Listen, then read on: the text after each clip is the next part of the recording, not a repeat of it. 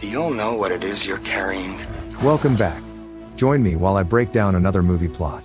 Enjoy the memories and watch out for spoilers. Shiny. Let's be bad guys.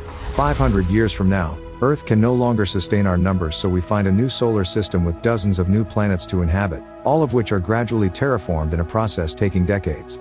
The core planets are ruled by the highly advanced interplanetary parliament called the Alliance, while the Outer Rim maintains their own frontier-style justice system.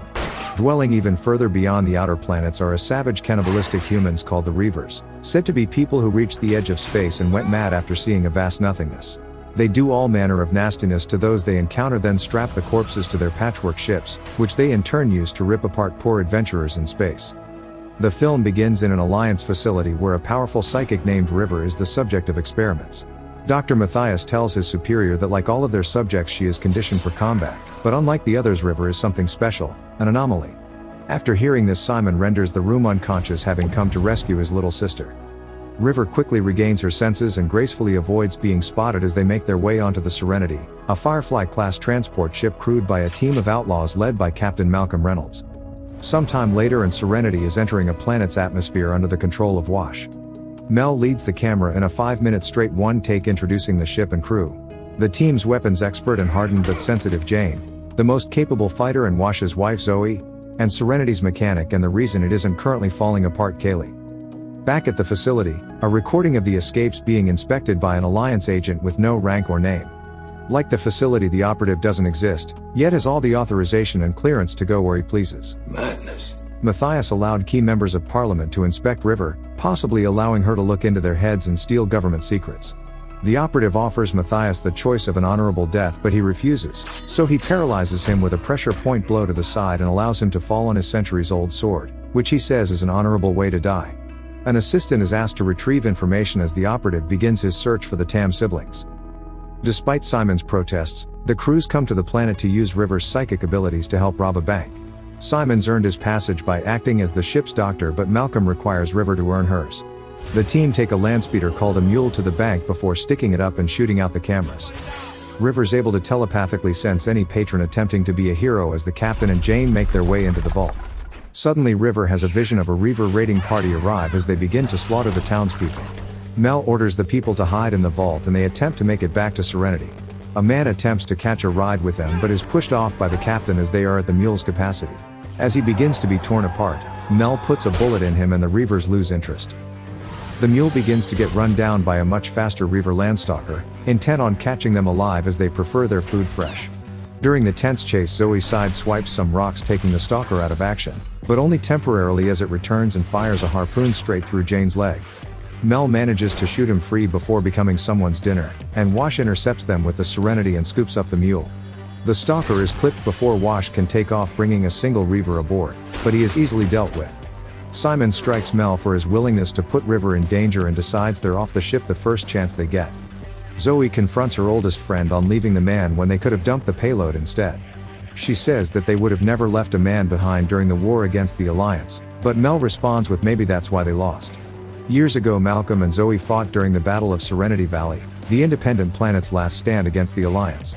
After a gruesome loss, those referred to as browncoats like Malcolm migrated to the outer planets to maintain an existence outside of their control. They arrive at their destination to meet their contact while the Tams depart, leaving Kaylee upset as she has a crush on Simon. The Serenity crew all reach the Maidenhead bar together before checking in their weapons and going their separate ways. The captain and Jayne meet up with their contacts Mingo and Fanti and they begin to talk business. While disagreeing on the twins' share of the profits, River walks in and becomes transfixed by an advert. She begins attacking the bar's patrons with abilities unseen by Reynolds while sparing any kindness. Jayne tries to subdue her but is incapacitated as Mel rushes to retrieve his gun. River disarms a man as Malcolm gets his and the two point them at each other, when Simon walks in and shouts a phrase in Russian causing her to fall asleep. Malcolm takes the Tams back aboard Serenity where Simon explains that River was conditioned to be an assassin, with something having triggered her in the bar and the safe word putting her out. Despite Malcolm's anger over not being told and Jayne questioning why they even brought them back on the ship, the captain allows them to stay as a show of personal growth but leaves River locked up. On a planet surrounded by an electrical cloud lives a reclusive technophile named Mr. Universe, who the crew contact with footage of River's outburst for questions. With his robotic wife by his side, he discovers that River's outburst was triggered by a subliminal message put out by the Alliance, and that it caused her to say Miranda before going nuts.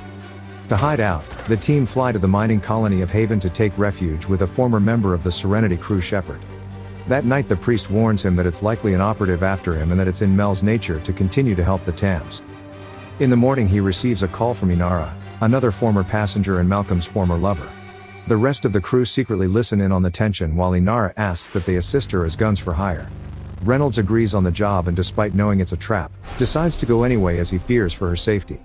Inside a Buddhist temple he confronts Inara having sneaked in with a disguise, but is met by the nameless operative. He tries make a deal for River, but Mel doesn't accept it and calls the agent an assassin, which, seemingly offended by this, the operative says they have Serenity locked onto, but Mel throws him the ship pulse beacon showing him that they don't. When the man says he has come unarmed, Mel center masses him and tries to flee, but he springs up having been wearing body armor. All three exchange in a very one-sided fight where the operative barely breaks a sweat. Just before he uses his sword on the defeated captain, Inara's incensed blows having really been a timed flashbang. When he comes back around, the two have already taken Inara's personal craft and boarded Serenity. Hostilities rise as Jayne wants River off the ship for everyone's safety, but Mel's word is final. While he isn't in his right state of mind, River knows before Jayne even does that he is going to come for her, but she gets the drop on him. Before the rest of the crew finds her, Simon naturally locates her first, but she knocks him out before he can say the words. Malcolm's the next to locate her sitting at Serenity's computer, but she isn't possessed. She just wanted to show that Miranda's the name of a planet, having remembered reading Alliance higher-ups' minds. Reaching it would require crossing Reaver territory, so they instead return to Haven but find it already destroyed and the inhabitants exterminated. Mel finds Shepard mortally wounded, having already taken out the ship that killed them. He says it wasn't a very Christian thing of him to do, then dies in Mel's arms, telling him to believe in something. Malcolm searches to find that it wasn't just Haven but other friendly outposts towards them have all been destroyed. The operative contacts Serenity to claim responsibility and threatens even worse should River not be returned to him. When Malcolm claims he doesn't care, the assassin says that it's not like he's a Reaver, giving the captain the idea to remodel Serenity with Haven corpses to look like a Reaver craft. Everyone protests, but Mel threatens to shoot anyone who tries to stop him, then kills an emerging Alliance soldier. Now an abomination, Serenity leaves for Miranda before sneaking through a fleet of Reaver vessels surrounding the planet. They eventually make it through unscathed and land on the surface, discovering it to be fully terraformed despite rumors. The sprawling town's completely deserted except for decomposing corpses without any visible signs of any damage, as if they simply lay down and died.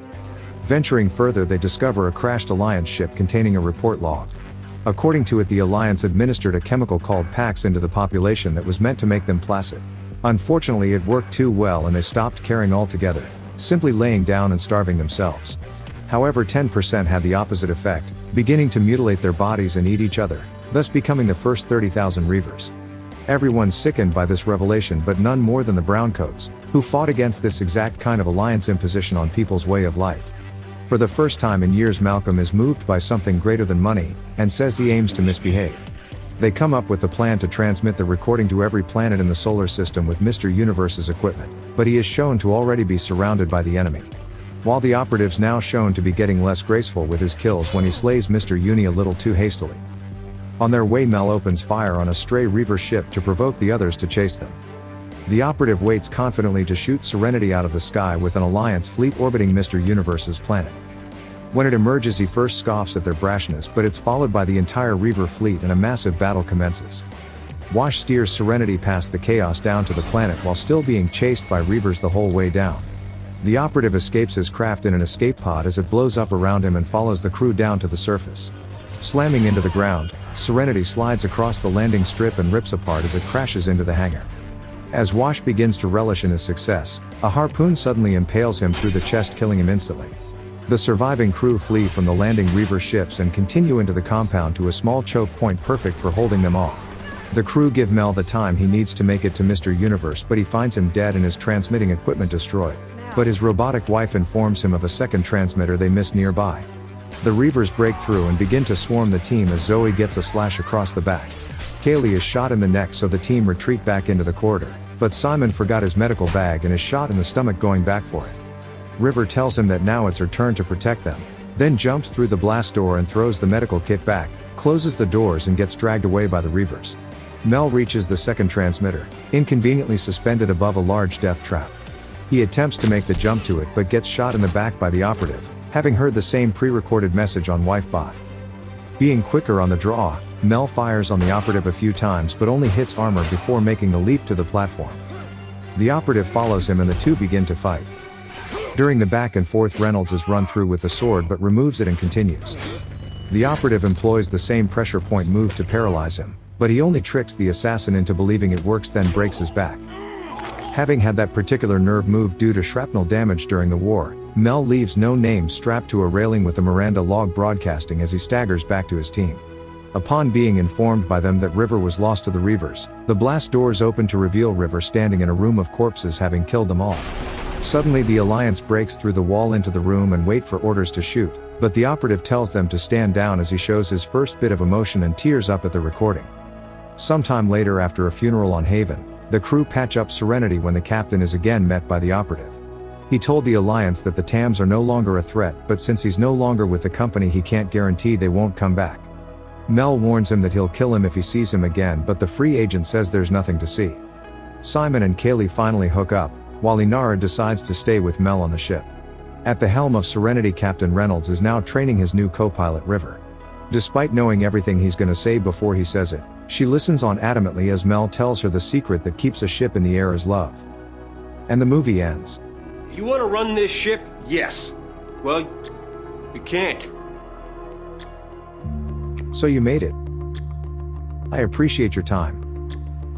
I couldn't have done it without you. Tell your mother I said thanks.